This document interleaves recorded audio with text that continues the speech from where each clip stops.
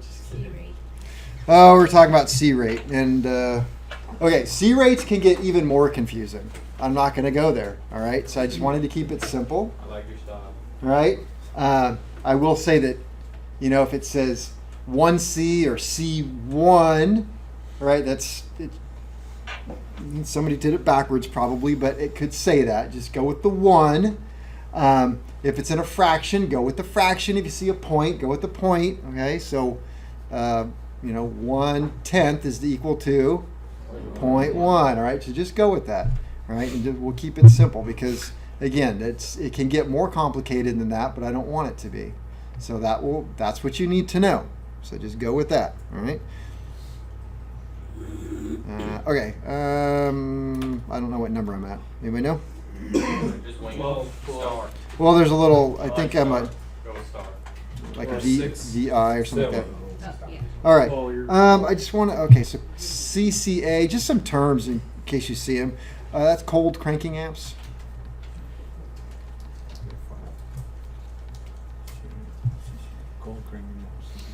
And I found one thing that said that's what you can get out of a battery for 60 seconds at 0 degrees Fahrenheit. 50 seconds.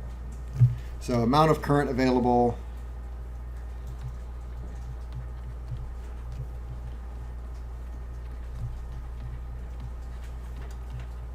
Available for 1 minute.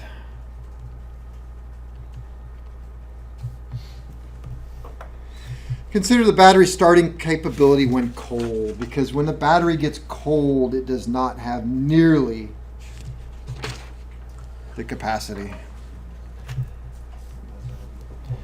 And I've mentioned this already, discharge rate is not linear.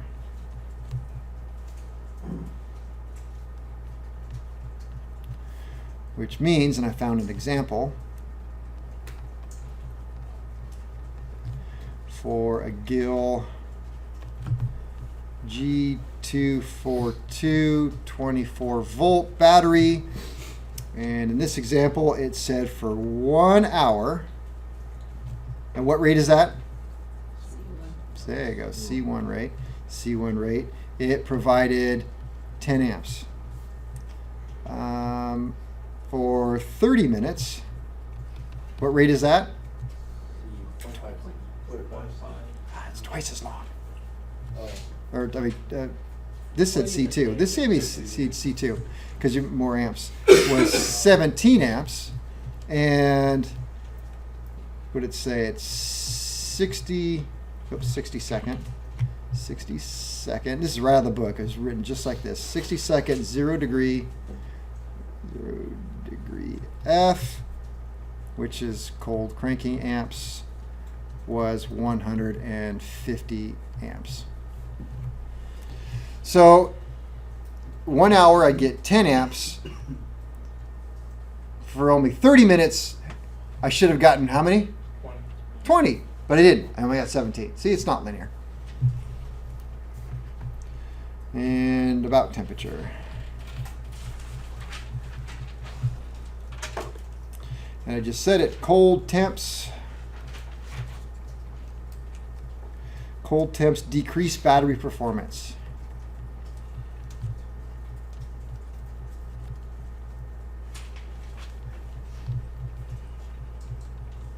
When I was a kid, they had the Die Hard battery. Steve, remember Die Hard batteries? I know. You guys remember what was the Die Hard battery commercial? It would always. Wasn't that like under the snow? It was, right? Okay. So somebody's watching Nick at Night. So, but it would show like the snowbank, and it'd say behind the snowbank there's 3 cars, and of course they're all 1972 station wagons. And only one of them has a Die Hard. You'd see these lights flicker. This one would come on bright, and the other ones would all be stuck in the snow. So the Sears Die Hard was the cold cranking, and that sold well here in California. You lived in Tahoe in the winter. No, I did not. Cold inhibits the chemical reaction. So if it inhibits a chemical reaction, then the battery does not work well. So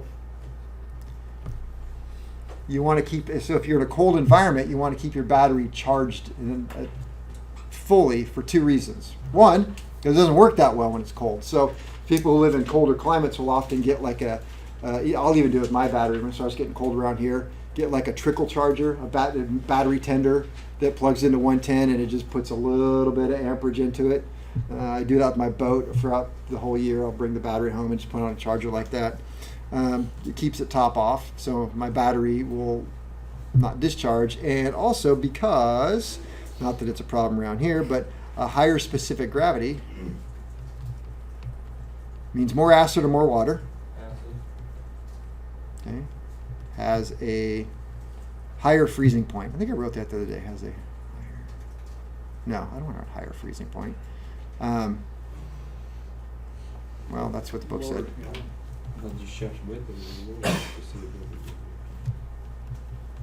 Freezing point, meaning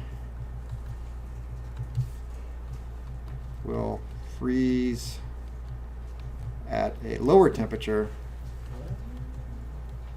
than water. So water would freeze at what temp? 32. All right, and the acid won't. It's got to get colder for that. So just to be clear. At 1.300, is that a good charge, bad charge, or what? Good charge. Okay. Freezes at negative 95 F. Yeah. And 1.100 freezes at plus 19 F.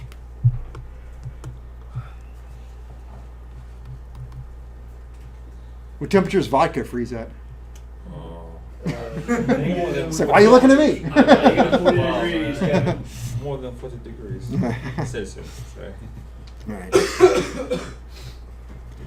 When water is added to a cold battery, always place on a charger. It mixes the chemicals up. When water is added to a cold battery, place on a charger. Because it mixes the chemicals and you don't have, I guess, for lack of a better term, hot and cold spots. Water not mixed with acid will freeze. So you get a little chunk of ice floating in there. Nice. Okay, so we talked about charging.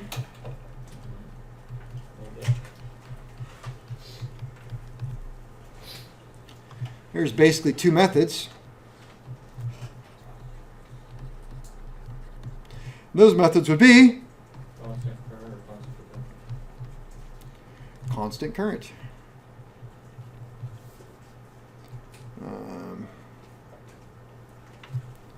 I said voltage will change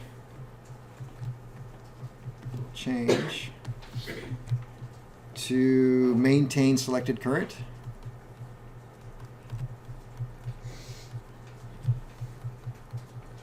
You dial in the current and the voltage will change to match. If I wanted to charge multiple batteries, how would I connect them with a constant current? In series? Okay. Connect in series to charge multiple batteries. Is it? Yeah. Probably why I wrote it down. I don't recommend doing that. Aircraft batteries are just expensive. I don't know. I don't want to make a mistake, and I'm never in so much of a hurry that I can't just charge one and then charge the other one. Constant potential.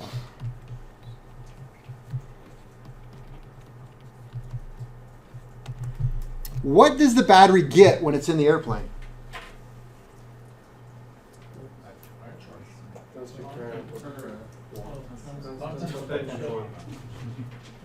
Constant potential. because in the aircraft, you're going to have a generator or an alternator that's going to put out the appropriate voltage. If it's 24 system, you get 28 volts. If it's 12 volt system, you get 14 volts. So it's just putting out 14 volts in parallel across the whole aircraft. And one of those parallel loads is going to be the battery. So I just have put a generator, and this is what it looks like. Here's a generator, and then you have the bus bar, and has all the loads connected off that, which are also in parallel off of that, really. I'm just drawing it sideways, but you have all the loads. So it's just it's a parallel load. So if this is 14 volts, how many volts are here? 14. Okay, and so it's constant potential. The voltage really doesn't change. I mean, it changes a little bit, but it's going to be constant potential, varying current. So that's voltage remains the same.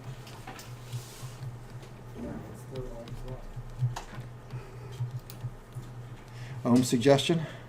Sure. While current changes.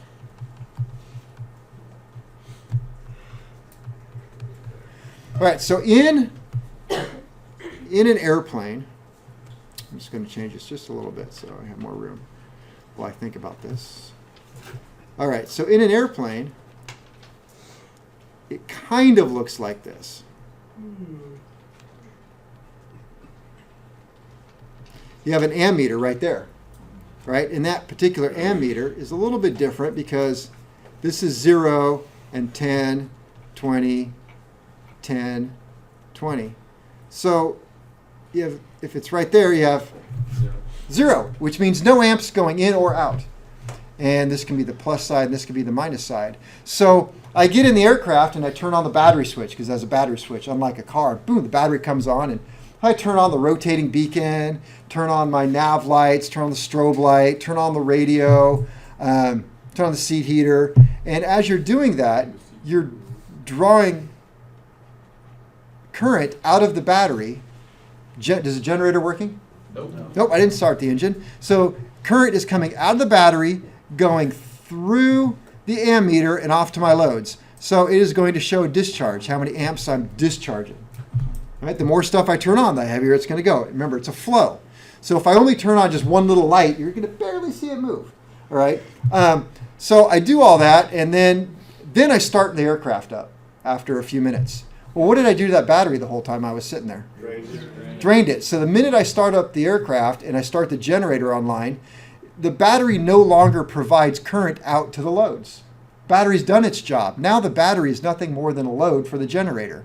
So the battery is been discharged, and so that generator is going to come online, and it's going to show right there that battery's taking a significant charge. And my aircraft does. It swings pretty hard. Just for a few minutes, you can just watch it slowly work its way back to 0. And then as I'm flying along, it just on the other side of 0, showing me it's taking just a little tiny charge as I'm flying along. Now when I flew, mine has an alternator. When I flew the Cessna 140, the older plane, it had a generator, not an alternator. So my airplane has an alternator. It's newer technology. Alternator will work at an idle. Generator will not. Generators have what's called a coming in speed. You have to get them to a certain speed, and then boom, then they come online. Then there's little contacts that will figure that out, and they'll close. We'll talk about that in a few weeks. And so when I was flying the Cessna 140 and I flew it at night, so I'm flying along at night and the engine's running, it's up at 75% power, whatever, and I turn on the landing lights, everything's fine. The ammeter shows a little charge in the battery. Reach the end of the numbers, pull back the carb heat, pull back the throttle, go to an idle, that needle will just swing all the way over as all the landing lights are on. And it just took a total discharge as I come down and around. And so that you're landing on the battery power at that point. Good thing you got 30 or 60 minutes. So I got 60 minutes to land. All right. All right, so and let me see, where am I? So the generator became the load for the battery, right? The generator is never the load. No, it takes it offline. It's all. Otherwise, it's a motor. Yeah. If you don't take it offline, then you got a motor, and then it's like a trolling motor. Add a few horsepower to the engine. So in the constant potential, voltage remains the same while current changes. Operator selects. This is a charger. OP. Operator selects voltage. The operator selects the voltage for the battery.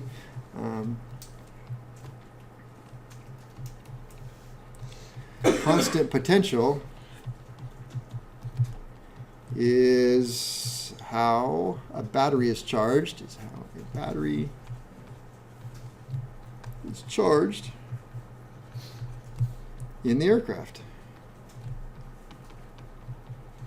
There are, that I'm aware of, there are no constant current chargers built into the aircraft. Okay. Good thing though, this is the preferred method.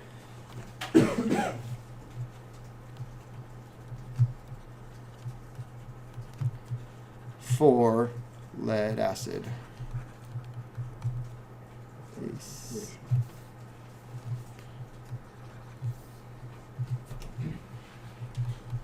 For lead acid. So, good thing.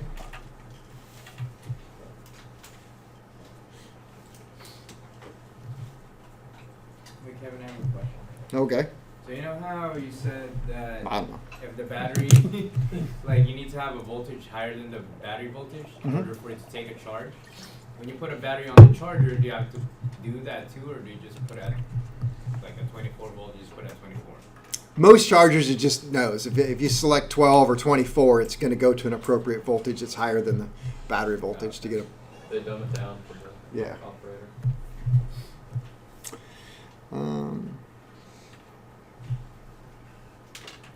Preferred method. I'll put this because I guess that's kind of as the battery. As the battery nears full charge. Near full charge. The amps. Amps do what? Decrease. Will be less than 1 amp. It's just really a drop off to almost nothing. What happens if it doesn't? And for some reason it just keeps shoving in 10, 15 amps. You start getting the spewing out and the hydrogen and oxygen and boom. Battery boils. And when I say boils, I mean the stuff just bubbles inside there like 7-Up and Like the hydrogen little comes warranty out. charger. Yeah.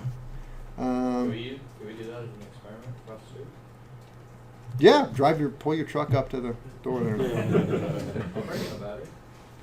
Okay, sometimes a battery Like 3 there. let's see, will not take a charge. It's like, yeah, it's charging it and charging it and charging. It just doesn't want to take a charge. What do you suppose is wrong with it? Bad cells. From what? Oh, different Shorts. From shorts. Sitting too long. Okay, sitting too long. What happens if it sits too long? No electrolytes. Nah, it's got stuff in it. Build up on the. Build up of Sulfur.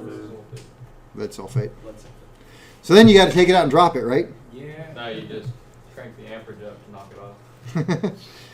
All right. I did see this in one of the manuals. Only use and approved. VRLA. What does that stand for? I don't remember, so I'm asking you. Valve regulated lead acid. Those are the sealed ones. And why would I be so concerned about using an approved charger on a VRLA battery? What happens if I rapid charge it? It will expand. Yep, it expands. Possible crack or it'll bend off. Oops, VRLA. Rapid charging VRLA can cause damage.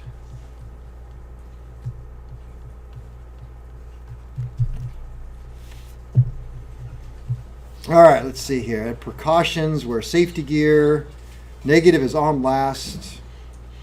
Is last on, first off. Do not charge in the aircraft. Make sure vents are open. Clean up electrolyte spills with what? Baking soda. Keep away from NiCad batteries. We talked about all of that stuff. Let's see. Installation. Batteries may come without electrolyte. Yep. It's up to the mechanic to put the... Don't put a battery in and it doesn't work. I just got to add water, I guess. Water and charge. Although the battery's pre-charged, it'll show voltage once the electrolyte goes in, but Still needs to be charged, topped off. Batteries are often placed in a metal box that is vented to the atmosphere. I could go quite in detail about that. There's a lot of information in 4313 about positive ventilation for batteries, especially if it's like inside the cabin, underneath the seat, or anywhere near passengers. You have to have a certain number cubic feet of air flowing over the battery and out. Some batteries then will have a jar that catches the acid in them and stuff. I talked about checking the battery box, cleaning it with baking soda, putting acid-proof paint on it.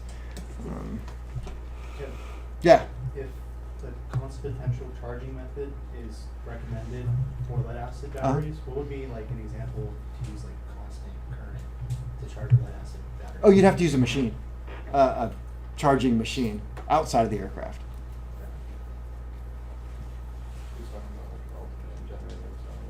But inside an aircraft, it's strictly, it's like a car. If you connect batteries in series, you do what? Increasing the voltage. Increase the voltage. Series, you add voltage, just like Ohm's law. Think of a little circuit.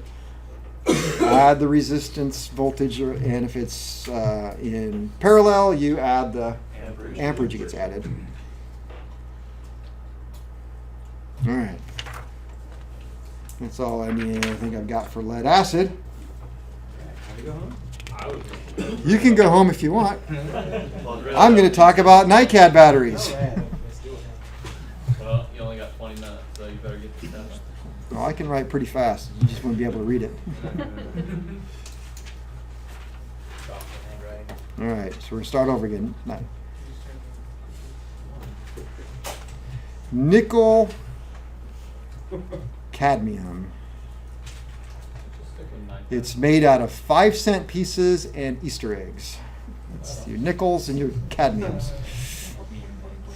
Chocolate battery. NICD or NICAD.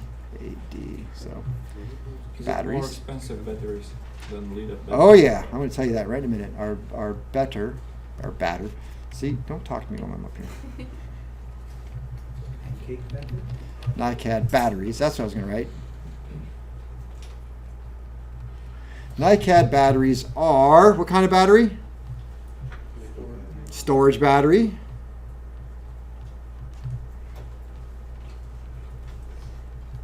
Does that make it a primary battery? Okay. What was a primary battery? Non-rechargeable frog legs. Better power to weight ratio.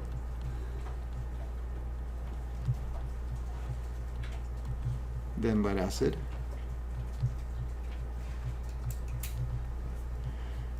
All right, so you need a lot of power to start a turbine engine. Unlike a piston engine, you just kind of rotate the key or hit the starter, and as soon as one of the cylinders fires and the thing starts to go, you're done. But in a turbine engine, you got to motor the engine up to 10% or more before you light it off. So it's really, this engine's running on battery power for quite some time. So it really takes a lot of power out of the battery. So you have to have a very powerful battery. So if you compare to, in theory, a NiCad that'll work for a turbine engine to a lead acid, in theory, you'd say, well, it's the NiCad's better. But the funny thing is, I think there are quite a few aircraft that are going away from NiCad and going to lead acid because they're cheaper and easier to run. Let's see. The CCV, what is that? Closed circuit voltage is nearly constant. So it's good, it's good, it's good, it's good, it's dead. I haven't gotten to the dead part yet, but I'm waiting for it. Much more expensive.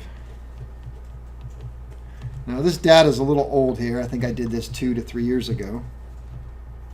But it's fun to look at. So the GIL 7639-27, that'll be on your test. Lead acid. It's not on the test, if you don't know me by now. Is 2,200. That's for a Falcon 10 jet. Chump change. This is the most expensive battery I could find. I've seen Matt drop one. Right, so typical lead acid battery is about $200. Not bad. Good. I mean, huh? $4.50. I told you it's a couple years. The average when I was looking on SkyGeek. So I think I paid about $200 for mine. We got a few of ours for like 400. We have to just make it the average though. Yeah. Okay.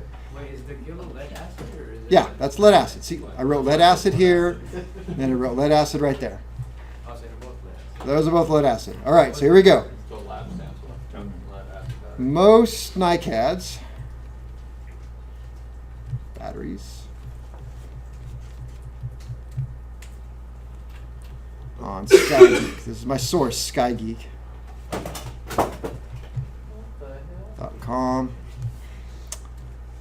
Are 6,000 to 15,000 each. Each cell battery? Each battery. It's aviation. You can still charge. And I know they go Right. way up from there. They can get, I think I've heard of some over 30,000. Kevin, you could almost buy one battery. I know. Yeah. You just need the You rest. could actually buy a small airplane for that kind of price. All right, so that's why NiCads are usually used on turbines, on turbine aircraft, because they figure if you're dumb enough to buy something that expensive, not dumb enough, if you can afford an aircraft like that, you can afford a $30,000 battery. Due to higher capacity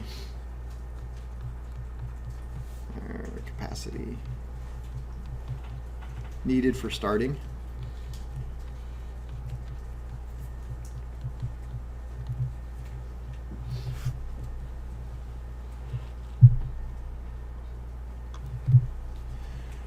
Some of the drawbacks, though,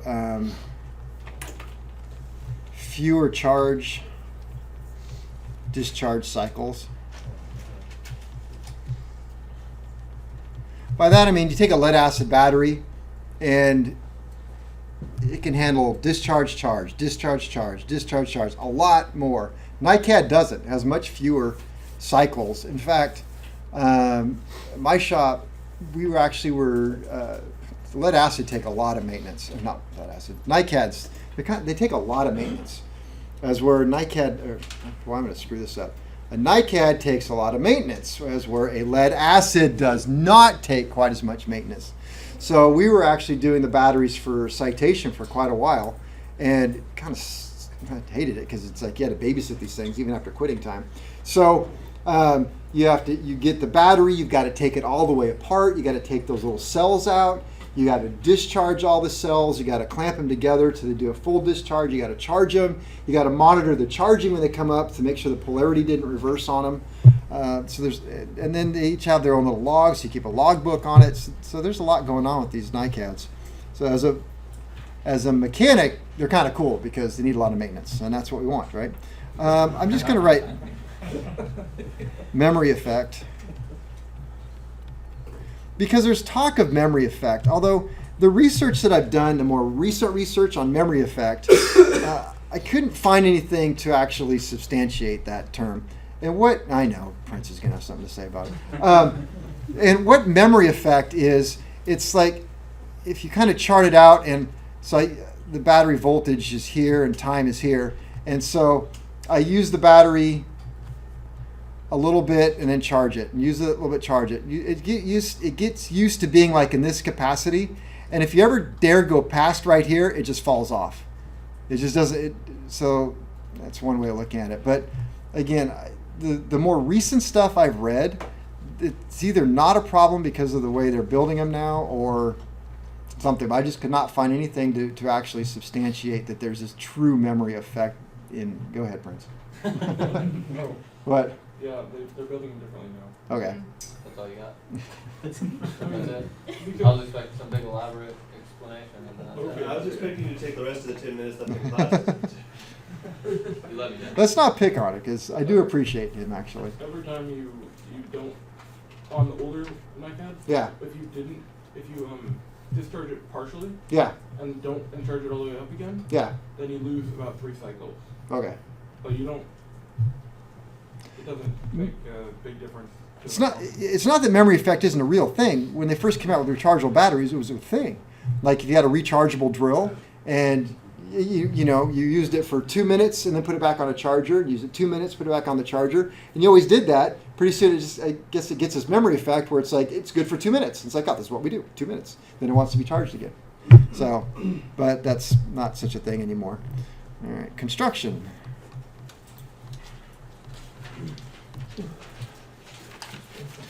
Well, as you're seeing in the lab, there are multiple cells, and you're actually looking at one actual cell. And so they have, and the cells can be pulled out. If you pull a cell out of a lead acid, give me a call. I want to watch. Because it's going to be messy. Well, that's after you drop it. Yeah. NiCad batteries are multiple cell.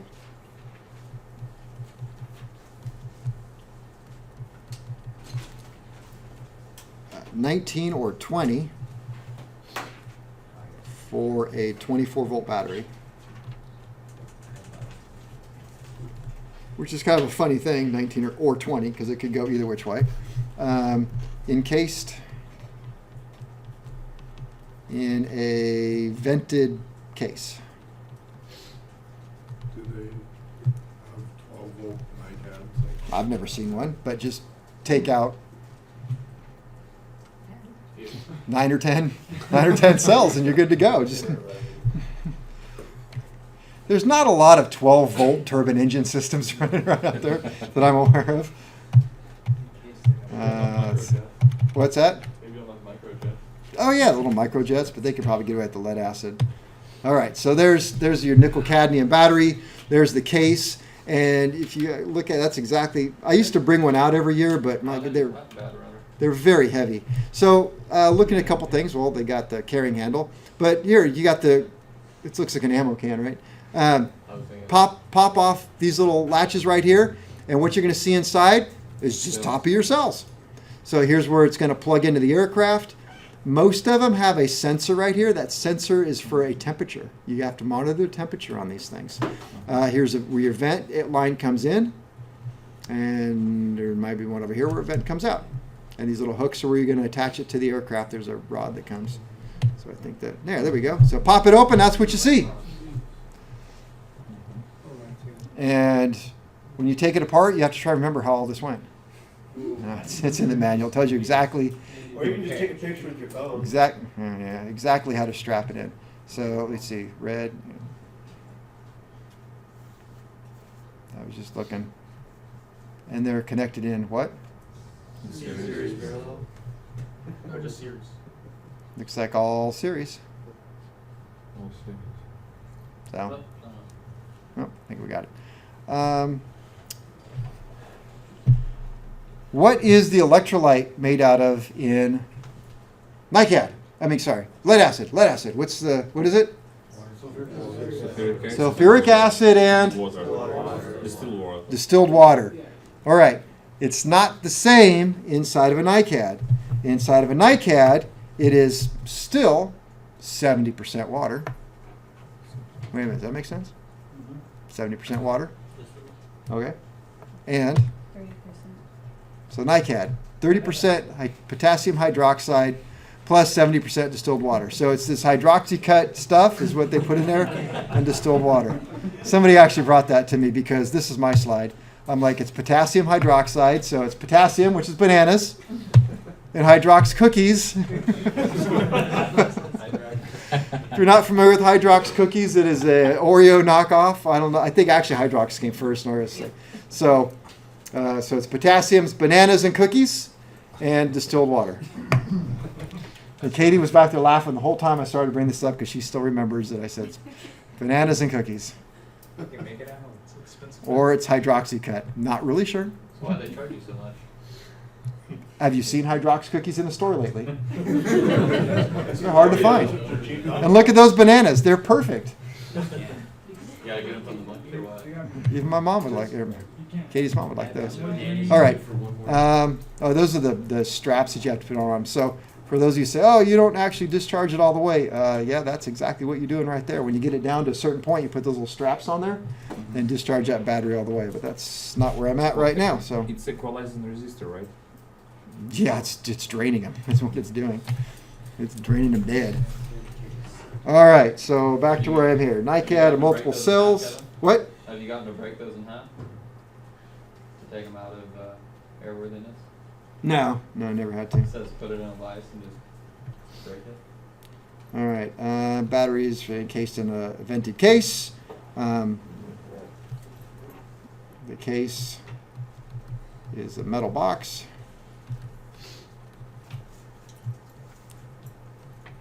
With removable lid.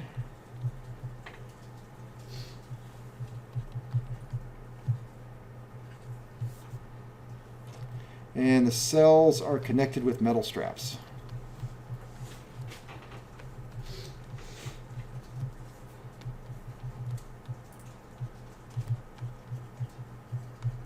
And those are the straps you're actually getting on the NiCads that you guys get out in lab. It's like it's got the little strap. What is that? That's the strap that was inside the box. Active material.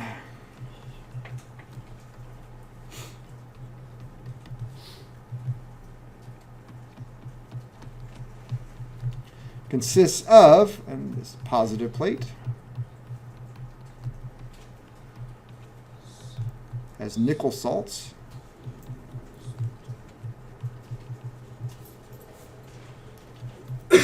Negative plate has cadmium salts.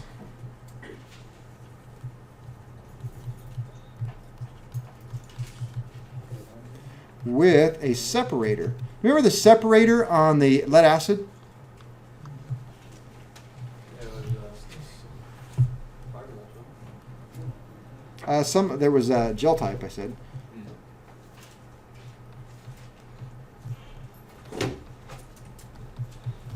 Nylon with cellophane.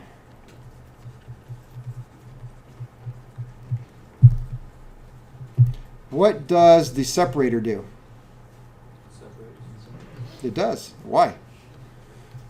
So they don't discharge on each other. Okay, prevents plates from touching.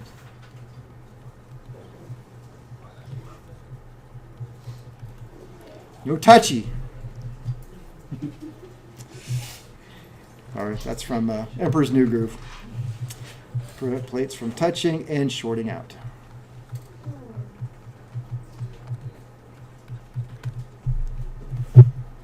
All right, and that is where we'll leave it today.